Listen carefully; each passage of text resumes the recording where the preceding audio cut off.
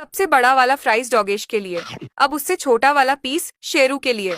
अब उससे छोटा वाला पीस रॉकी के लिए। उससे छोटा वाला पीस रानी के लिए, जो कि हमेशा डरी डरी सी रहती है। अब बारी है इन सबसे छोटी वाली पीसेस को मेरे दोनों पैरट को देने की। ये रहा मिट्टू का और ये चिंटू का। अब बारी है मेरे घर के सबसे नॉटी पेट स्पीडी की। स्पीडी स्पीडी कहाँ हो तुम? लो, ये रहा तुम्हारा भी हिस्सा। अरे ये तो शैतानी करने भाग गया। चलो कोई बात नहीं, ये मैं डॉगेश को ही खिला देती हूँ। अब बारी है मेरे सबसे प्यारे और सबसे शांत पेट चीकू की। दोस्तों, अगर आपको मेरे पेट्स अच्छे लगे तो वीडियो को लाइक करके कमेंट में बताओ कि आपको इनमें से सबसे अच्छा कौन सा लगा।